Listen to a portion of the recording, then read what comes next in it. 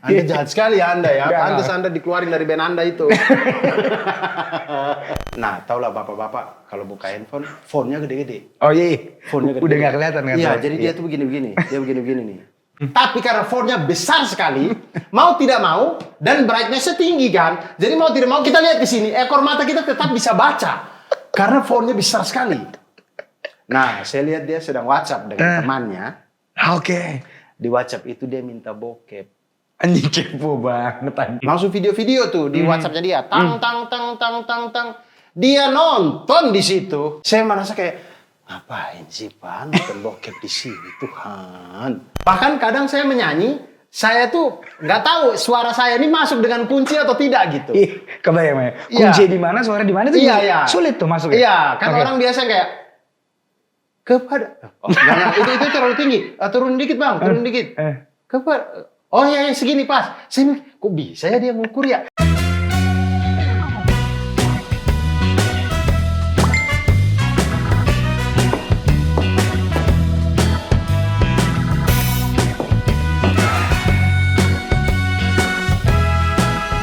Gimana? Setnya udah aman? Aman ya. Lah, katanya aman. Kok mati lampu gini sih? Ya, salah Pak, kebalik. Oh, katanya acara ngobrol santai komedi. Ngobrol dong.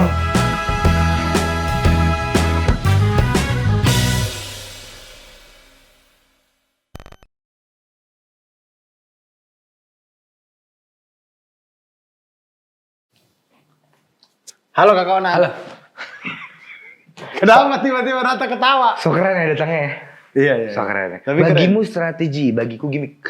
Ini bajunya Festivalis. Siapa itu? Band dari Jogja. Oke. FST VLST gitu.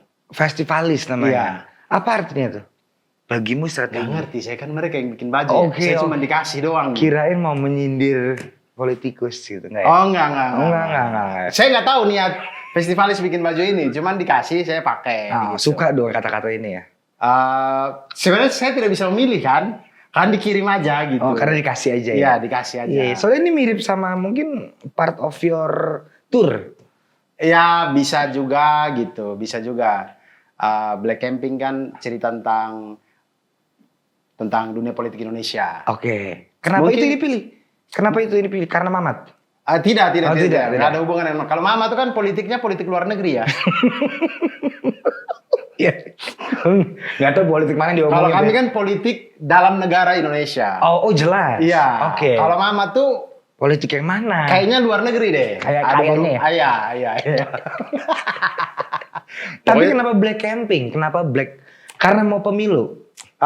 Betul. Karena mau pemilu. Sebenarnya namanya Black Campaign awalnya, cuman saya rasa terlalu provokatif untuk tur yang dijalankan di saat orang lagi banyak kampanye. Oke, kenapa? Jadi, ya maksudnya orang lagi banyak kampanye, terus kita bikin acara mengumpulkan orang yang namanya kampanye hitam gitu, terlalu provokatif. Oke. Makanya saya ganti jadi Black Camping, diplesetin. Oke. Jadi camping malam-malam gitu. Camping malam-malam. Oke. Gitu. Dan emang di posternya juga ada lambang camping ya? Iya, ada tenda. Iya. Itu ngomongin apa tuh biasanya kalau politik tuh? Kalau saya di Black Camping itu saya ngomongin masalah tentang bagaimana kalau pemilu itu kita banyak sekali berita-berita yang kadang kita bingung juga mau ngecek sumbernya dari mana karena sudah rame aja gitu. Tiba-tiba hoax, atau segala macam. Jadi banyak sekali Black Campaign yang digaungkan sama orang-orang yang tidak bertanggung jawab untuk memecah belah kita. Di setiap kali ada event-event pemilu bahkan dipelihara gitu. Setelah pemilu pun masih gitu juga terus. Nah, sebenarnya itu kayak ada tim susnya ya kayaknya ya. Kayaknya ada. Iya. Bagaimana kita melihat satu tweet yang sama bisa ditulis atau entah nggak ditulis, di copy paste kayaknya itu langsung di copy paste dari grup atau dari mana gitu ya. Iya. Sama semua. Rata. Redaksinya, titik komanya, segala macam gitu. Berarti ntar idea stand up-nya tentang itu? Tentang itu. Oh, nggak takut? Kan sekarang kalau salah ngomong, waduh. Yang penting kita hati-hati aja sih. Oke. Untuk menghindari bagaimana jangan sampai ada unsur-unsur pidananya gitu. Karena kan Mamat sudah pernah hampir ya?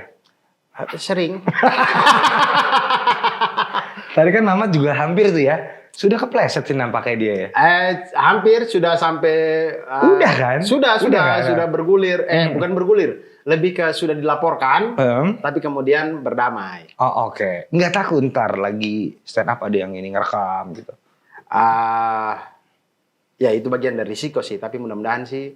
Biasanya kalau penonton yang nonton dengan effort bayar tiket apa segala macam itu. Biasanya sih.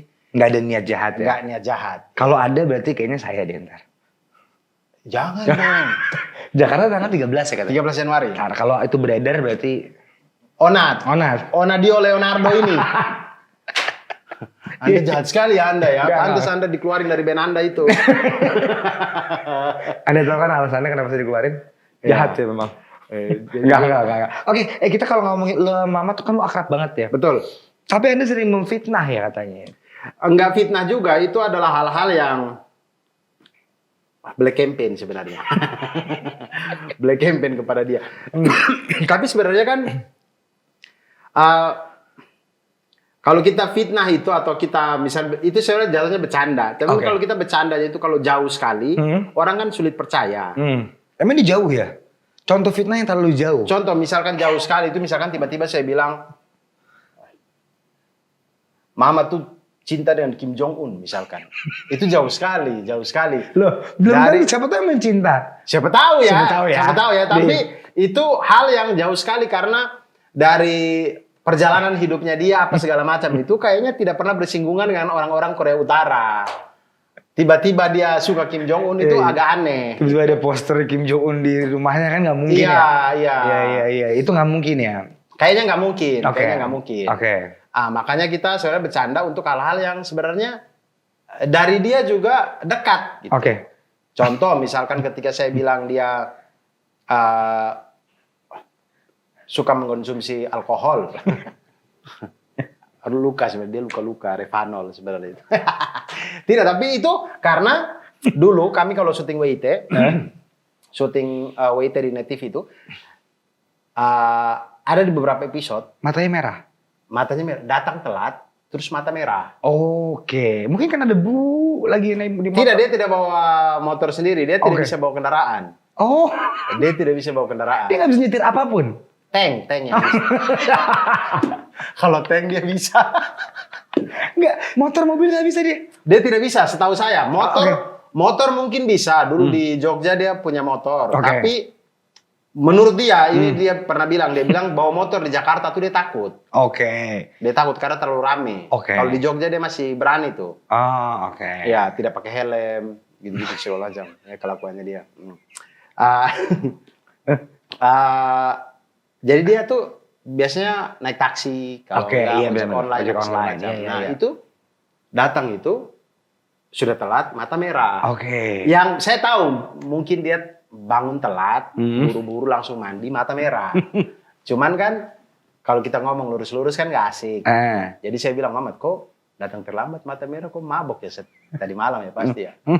Baru dia kan kalau dipancing begitu suka langsung marah-marah. Oh, ini gak marah? Marah. Oh marah? Dia marah, maksudnya langsung emosi-emosi. Nah menandakan bahwa, oh masih basian semalam nih Mamat nih. Kok tiba-tiba marah? Kan kita cuma tanya kenapa kok marah. Kan saya cuma tanya, kok mabok semalam? Kalau tidak, ya bilang tidak gitu. Kenapa langsung marah? Nah di situ bercanda begitu, ke bawah sampai di on airnya. Tapi kan kita tapping ya sistemnya ya. Iya. Nah ternyata di editing itu lolos gitu. Masalah mabok ini? Masalah mabok itu lolos sampai tayangan, akhirnya rame. Dan ternyata dia emang mabok. Wallahu alam ya. Kayaknya sih tidak. Iya. Tapi gue ngeliat banyak banget orang timur yang jadi stand up ya. Lu, Mamat. Ada lagi yang sekarang jadi penyanyi siapa namanya? Raim Laude. Oh iya. Ya. Satu lagi, bagaimana sih? Komang ya? Komang ya. Itu kan lu satu geng ya? Iya.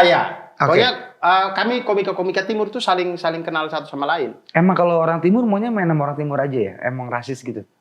Tidak sih, lebih ke karena kami kalau main ke PIK berasa lain. Sumpah saya pernah ke PIK, saya merasa kayaknya saya beda deh, bukan tempat saya deh. Orang-orang di sekitar situ biasa-biasa aja. Biasa-biasa saja, Iya. tapi Kita insecure. kita yang langsung insecure sendiri kayaknya tempat saya bukan di sini deh gitu. Kayak bukan cuma Anda deh, saya juga kok. Iya kan? Iya. Kalau di Magelang kok kayak beda sendiri kita. Iya, berasa insecure sendiri gitu. Oh, oke. Tapi emang gitu nggak kebiasaan orang Timur pasti mau nyari temennya orang Timur? Apa cuma stereotip? Stereotip aja sih, lebih ke karena kami sama-sama merantau. Oke. Akhirnya biar sama namanya juga dari timur sama biar saling tahu keadaan masing-masing. Kalau ada apa-apa bisa saling bantu segala macam. Jadi lebih ke situ karena jiwa merantaunya itu. Jadi biar kita kalau susah di sini kita bisa sama-sama gitu lah. Oke. Makanya lebih ke gitu. Oke. Lalu kemudian jadinya kelihatan akrab sekali, kelihatan kayak satu circle padahal Enggak juga. Tidak juga. Kadang satu circle-nya itu karena ada acara aja. Oke. Kalau di luar acara, jarang juga kami ketemu. Gitu. Iya, karena masing-masing main dengan temannya masing-masing. Oke. Kayak gitulah. Tapi sekarang Mamat punya cewek. Iya, sekarang dia lagi mabuk cinta. Mabuk cinta. Lagi. Anda? Saya sudah punya istri. Anak 2? Anak 1. Oh, yang satu lagi? Tidak ada. Mamat yang anak 2, iya. Enggak, saya disuruh Mamat katanya. Iya. Anak katanya udah punya anak dari orang lain gitu. Tidak ya. Oh. Anak 1 dari istri yang sekarang ini. Iya. Dan hanya 1 kan? Hanya nggak tahu ya kalau dikasih lagi kan. Oh iya benar, kalau dikasih lagi ya. Iya. Oke, gue pengen ngomongin family sekarang. Berarti kan lo kan dari NTT aslinya ya? Iya. Oke, ke Jakarta. Tiba-tiba boom, gara-gara stand Stand up up, ya. gara-gara stand up ya. Suci boom, main film boom. Iya, ada iya. WIT kan. Iya. Dadadadada. Berarti dapat jodohnya di Jakarta. Dapat jodohnya di Malang. Kan saya sebelum ke Jakarta saya kuliah di Malang. Oke. Saya 8 tahun di Malang. Kemudian disitulah saya mengenal dengan istri saya dulu. Oke. Di situ. Jadi ketika saya sudah di Jakarta segala macam, di saat saya mau menikah, saya tanya dia mau nggak nikah sama saya gitu. Oke. Dia mau, akhirnya kami nikah gitu. Oh itu di Malang, bukan di Jakarta? Bukan di Malang. Kuliah, lu tuh lulusan apa sih? Matematika. Nggak usah. Serius. Pendidikan. Pendidikan matematika? Pendidikan matematika. Guru. Beneran gak sih? Beneran. Oh lu tuh pinter ya? Enggak. Jadi lebih ke itu yang saya bisa gitu. Kalau saya kan dulu waktu itu ditawarkan jurusan bahasa Inggris juga, cuman saya tolol kan bahasa Inggris. Tolol sekali. Jadi akhirnya saya memikirkan apa yang saya bisa ya. Oh yang waktu SMA saya cukup bisa tuh di matematika. Akhirnya saya ambil matematika gitulah. Itu kan pelajaran paling unpopuler lah. Matematika kayak wah. Iya kok Anda suka betul. ya? Betul. Jadi sebenarnya setiap orang kan beda-beda ya. Jadi saya merasa matematika lebih mudah dipelajari ketimbang pelajaran yang lain. Oke. Apalagi bahasa Inggris. Iya, apalagi kesenian gitu. Saya tolol sekali tuh seni musik, seni gambar gitu-gitu nggak bisa sama sekali. Jadi apa yang saya bisa ya saya bisa matematika gitu. Menurut saya ketika ada orang yang bisa kayak dengar lagu, kemudian oh ini dari kunci C nih, ini dari D nih. Oh, itu hebat sih, saya nggak bisa bedain tuh. Ah masa sih? Iya. Nah Anda bisa kan? Bisa. Nah saya nggak bisa tuh. Oke. Bahkan kadang saya menyanyi, saya tuh nggak tahu suara saya ini masuk dengan kunci atau tidak gitu. Kebayang ya? Kunci di mana, suara di mana tuh sulit tuh masuknya. Iya, kan orang biasa kayak kepada. Oh, jangan, itu terlalu tinggi. Turun dikit bang, turun dikit. Kepada. Oh ya segini pas. Saya kok bisa ya dia ngukur ya? Kan dia tahu kunci. Ya itu, saya nggak bisa tuh. Oh, tapi kalau ngitung jago. Nggak jago. Bisa pakai kalkulator kan. Oke. Lebih kepada algoritma penyelesaian. Jadi matematika itu sebenarnya kalau jago ngitung itu sudah bisa digantikan sama mesin. Oke, benar. Matematika itu lebih ke pemecahan masalah. Jadi sebuah ada masalah apa, pemecahannya apa nih untuk dapat penyelesaiannya kita harus langkahnya ini. Nah, matematika itu lebih ke situ berpikir yang begitu. Tapi pada akhirnya dapat uangnya dari dunia seni ya? Iya betul. Ah, tabrakan lagi. Betul. Kenapa nggak jadi dosen? Lanjut jadi dosen? Saya kan dulu jadi guru honor di Malang. Oke. Terus, kecil dong uangnya. Wah, kecil sekali. Beneran sih? Kecil sekali. Oh bener ya? Bener. Oke. Jadi sembari saya jadi guru honor pada waktu itu, saya ikut komunitas stand up Malang. Oke. Awalnya nih ya? Iya. Jadi sembari ngajar, malamnya saya stand up gitu-gitu Ini sampai tabrakan banget ya. ya karena saya cari kesibukan terus cari hiburan juga gitu. Karena saya sebelum saya coba stand up comedy ini memang saya suka nonton stand up comedy ini. Suka nonton dan suka ketawa gitu. Tapi tidak pernah terpikirkan untuk saya jadi profesional. Iya, maksudnya perform menjadi stand up komediannya belum pernah. Tidak terpikirkan. Nonton-nonton aja sampai di satu titik waktu saya nonton, MC-nya itu menawarkan, penonton ada yang mau nyoba nggak? Gitu. Oh, Anda maju. Saya berpikir karena saya kan sering ngajar di kelas ya, untuk berbicara di depan banyak orang itu bukan hal yang baru bagi saya gitu. Ini cukup menceritakan cerita lucu gitu. Yang menurut saya kayaknya ada lah cerita-cerita lucu di tongkrongan mah ada. Gitu. Ada harusnya. Iya. Maju tuh? Maju. Hasilnya nggak lucu. Tidak lucu. Suara tawanya nggak ada. Suara blender doang di belakang situ. Orang pesen jus lah apalah gitu. Tapi masih inget nggak? Waktu itu lo ngomong apa? Ya semua hening gitu. Coba siapa tahu kalau sekarang diulang. Tidak. Kadang momentum ya.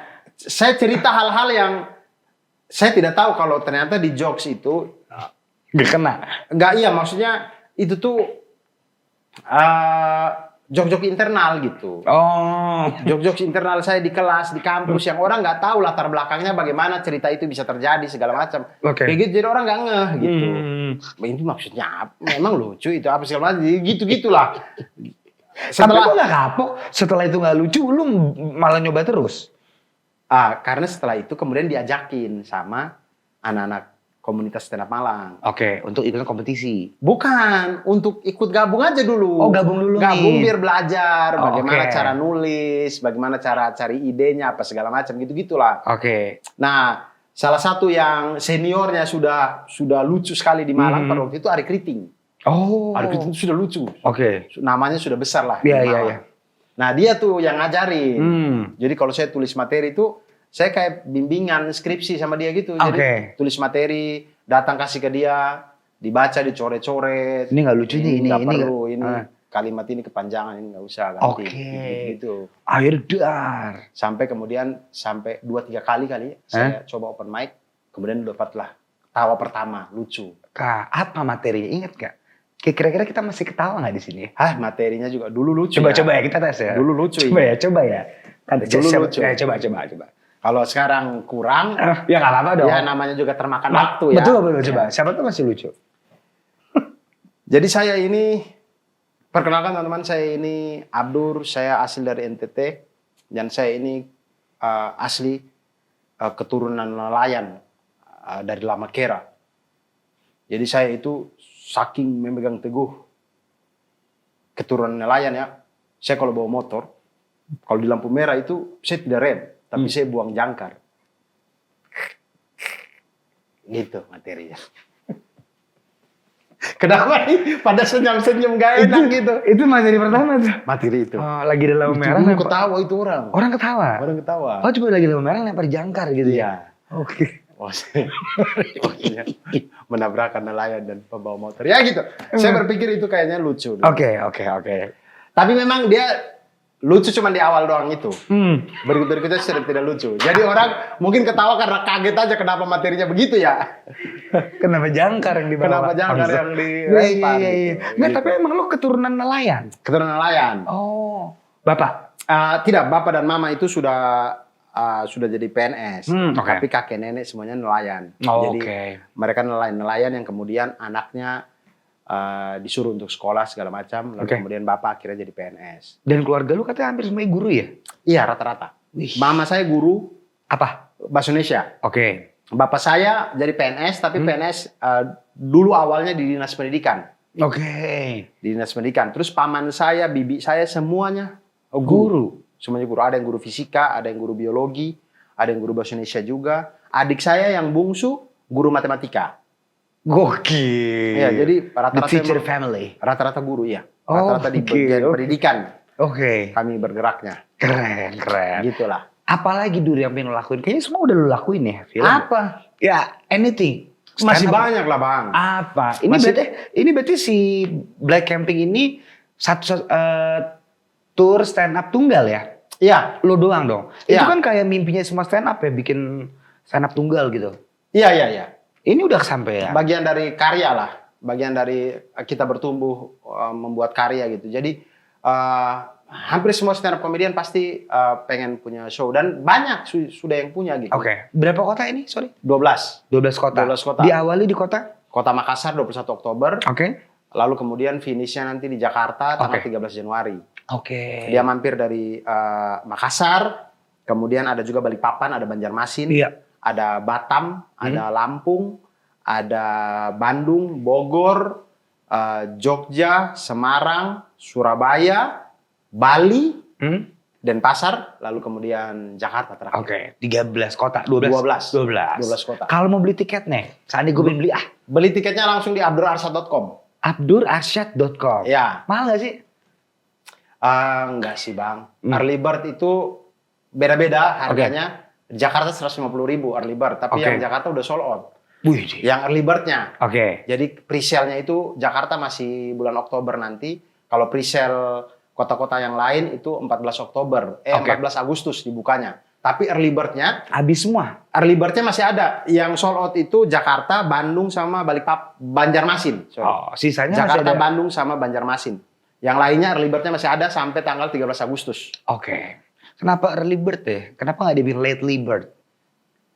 Katanya ya, Iya. katanya itu pepatah. Saya nggak tahu ini pepatahnya orang mana. Ya. Tapi katanya early bird get the fastest worm. Betul. Fattest worm apa?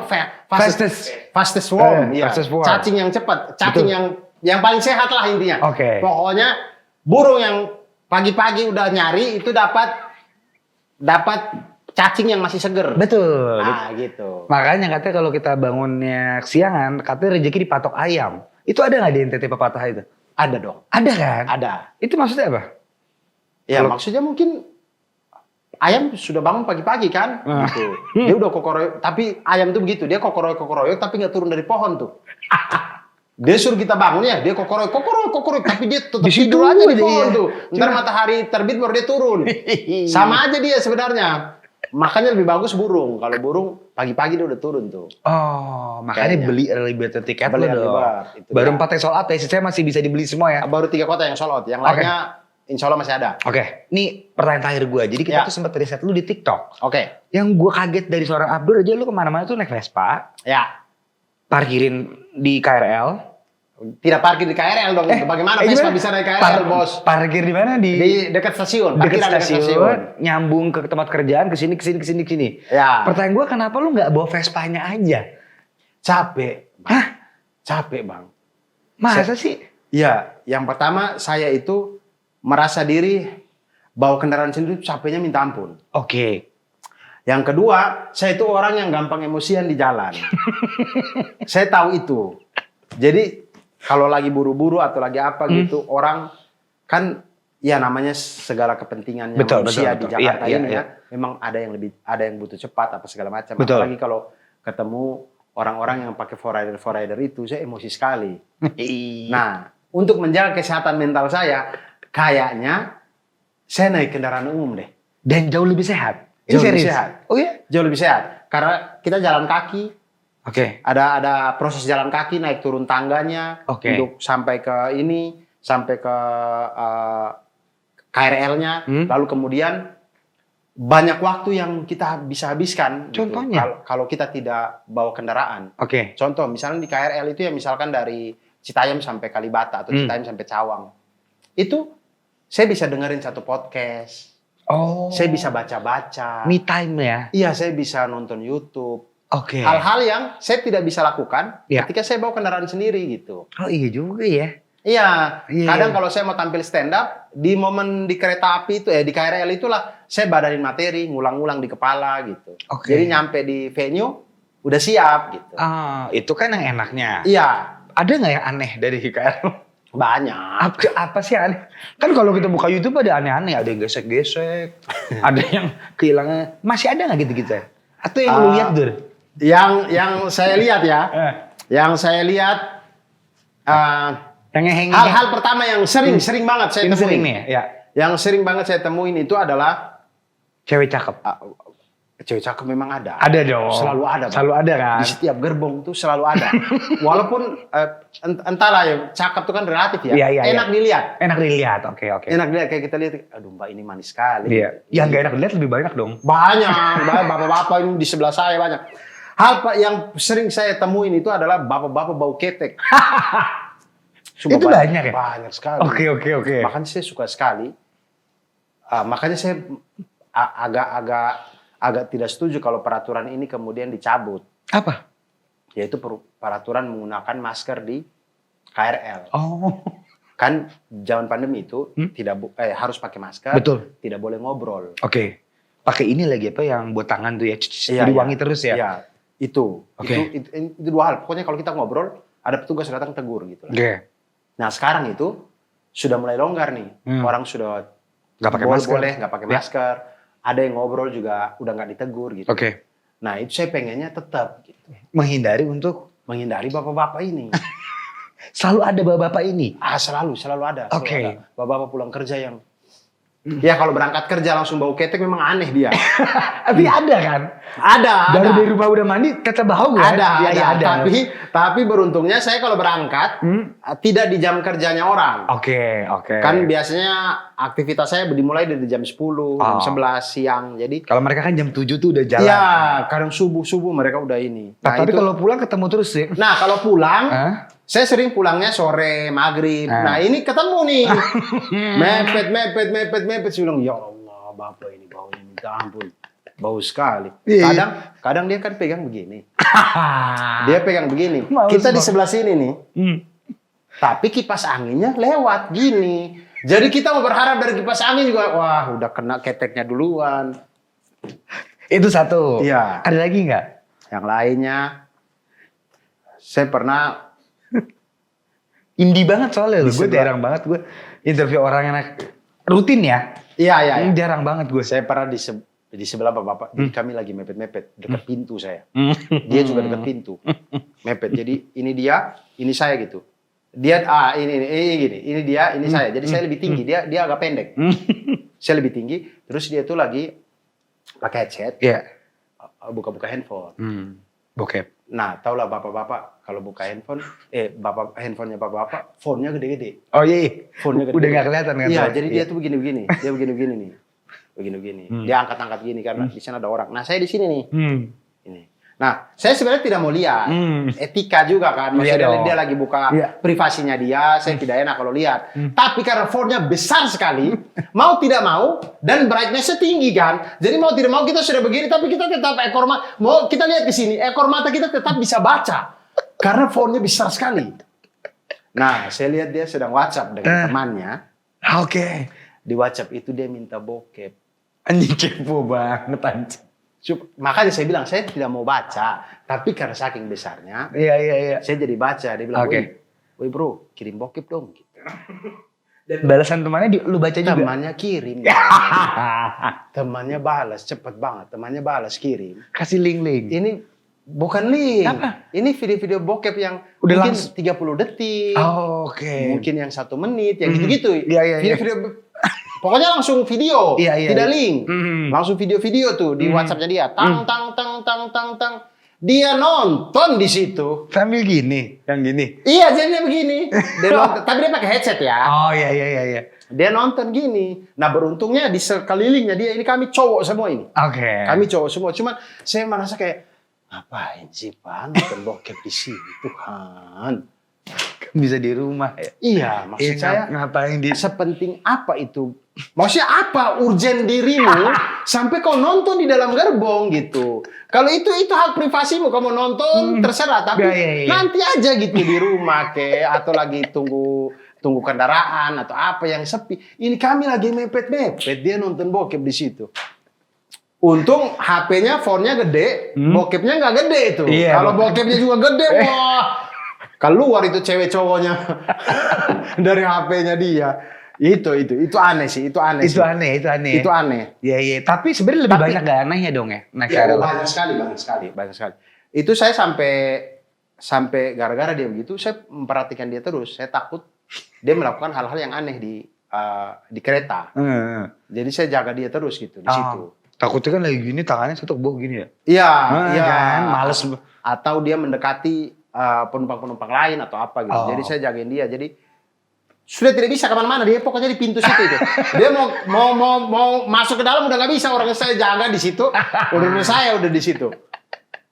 Oke. Nah saya nggak tahu waktu saya turun di Citayam dia masih lanjut tuh. Masih lanjut ya? Nah saya nggak tahu lagi tuh, urusan laki-laki penumpang yang lain di situ ya. Karena saya yakin yang lain juga pasti lihat. Orang segede itu di nontonnya begini lagi gitu. Terus katanya pernah yang berantem juga suami istri di kereta. Ada juga. Apa masalahnya dia? Itu saya agak sedih sih. Kenapa ini? Iya, lumayan buat closingan lah, biasa sedih-sedih. Enggak. Maksudnya saya merasa kayak aduh kasihan juga ya mereka. Jadi suami istri, suaminya itu pakai jaket ojek online tapi sudah buluk banget. Iya. Udah yang warna hijaunya udah jadi hitam. Saking seringnya dia ngojek gitu. Saking seringnya dia ngojek kasihan. Gila. Udah buluk lah. Kemudian dari perbincangannya itu saya tahu kalau istrinya ini kayak habis kerja dari rumah orang, mungkin nyuci atau setrika gitu. Iya. Lalu kemudian suaminya jemput. Jemput mungkin naik KRL dulu, nanti turun di stasiun, baru mereka pakai motor gitu lah ya. Oke. Nah mereka itu berantem karena suaminya sering ngutang. Wah sedih. Jadi saya di sini, mereka berdua di sini berantem gitu. Lu sih ngutang mulu, gua gak ada yang nyaur guanya. Tapi suaminya juga, ya mau gimana? Kalau gua nggak ngojek nggak bisa kan gua. Kemarin lu tahu sendiri itu businya mati. Iya. Mau gimana? Dan ini lu denger dari kuping kiri gini. Iya. Padahal lu gak maksud mau denger juga. Gak masih dengar. Tapi mereka mungkin karena masalah yang sudah pelik atau apa, jadi sudah tidak bisa ditahan untuk ngobrol di rumah. Atau mungkin kalau ngobrol di rumah ada anak-anaknya yang dengar. Jadi di kereta aja udah. Di kereta aja, anak-anaknya nggak ada, tapi kami yang lain yang ada. Jadi mereka berantem di situ. Berantem. Pokoknya inti masalahnya adalah suaminya sering utang. Oke, istrinya akhirnya mau nggak mau harus bantu nyaur kan. Oke. Harus bantu nyaur, sedangkan penghasilan dari cuci setrikanya ini tidak terlalu gede. Iya. Gimana anak kita tuh mau biaya sekolahnya gimana gitu-gitulah. Iya. Hal-hal itu yang dibahas, hal-hal dalam rumah tangga. Cuman saya dengar itu saya kasihan juga kayak, aduh susah sekali. Anda nggak mau coba bawa headset ya kapan-kapan biar tidak mendengar suara-suara? Saya pernah bawa headset. Dengar lagu, dengar lagu, nonton YouTube yang saya bilang itu kelewat stasiun saya. Harus turun di Kalibata, akhirnya saya turun di Tebet. Gara-gara ini ya? Karena iya. Itulah iya. kenapa saya tidak terlalu rekomendasikan. Jadi misalkan saya rekomendasikan dengar itu ketika naik pertama. Oke. Naik pertama itu dengar tapi harus dikira-kira tuh. Kalau sudah nonton 30 menit, sudahlah matiin aja gitu biar nggak kelewat. Kadang kita nonton seru kelewat stasiunnya. Kayak gitu-gitu. Aduh lucu-lucu banget. Kadang tas kan saya taruh di atas. Jadi kalau tidak mempersiapkan, kita turun buru-buru itu ngambil tasnya bisa kena orang atau apa gitu-gitu. Oh, karena emang penuh banget deh. Iya, maksudnya tas ransel kan. Iya. Kalau kita buru-buru dengan orang hiruk pikuk apa segala macam. Iya. Itu agak repot kalau kita tidak bersiap diri dari satu stasiun sebelumnya. Oke, makanya kayak gitu. Gak usah pakai headset, ini dengerin lah ya. Kisah-kisah yang Iya. Super. Dan jarang sekali kok yang begitu. Itu cuma satu kali itu. Oh, yang suami istri sekali. Iya, karena biasanya kan orang ngobrol nggak boleh. Dan biasa ngobrol nggak boleh. Terus rata-rata semua orang sibuk dengan gadgetnya masing-masing. Oh gitu. Nggak ada yang ngajak ngobrol kecuali anak-anak SMA tuh. Gerombolan anak-anak SMA itu paling ribut di gerbong itu. Apa kalau mereka? Apa sih yang sampai zaman sekarang? Nggak tahu apa aja yang mereka cerita, tapi mereka cerita ketawa. Ya saya ingat bagaimana zaman saya SMA dulu juga naik angkot, pengen ya cerita-cerita ketawa-ketawa juga gitu. Bodoh sama sekitar lah ya. Sama orang lain. Iya. Gitu. Nah anak-anak SMA ini juga gitu tuh.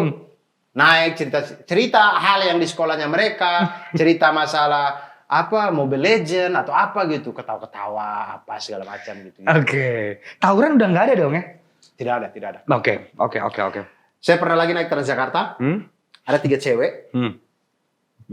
Kayaknya kemarin atau baru-baru ini sebelum mereka naik ini, salah satu di antara mereka itu ditembak sama cowok.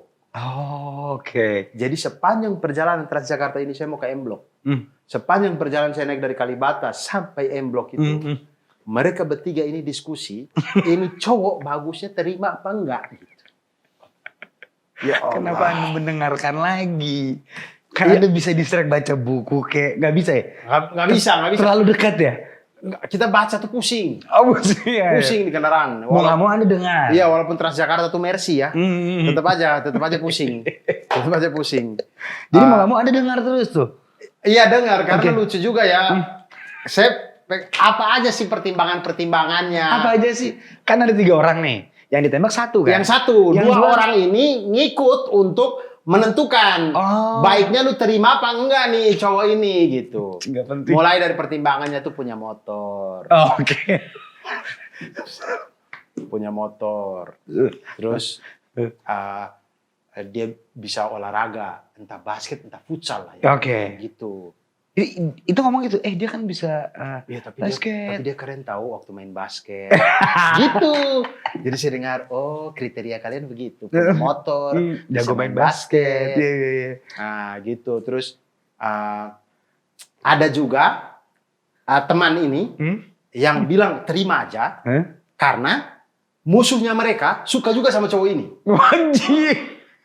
Jadi alasannya itu, lu terima aja soalnya kan dia tuh si itu kan suka juga sama dia.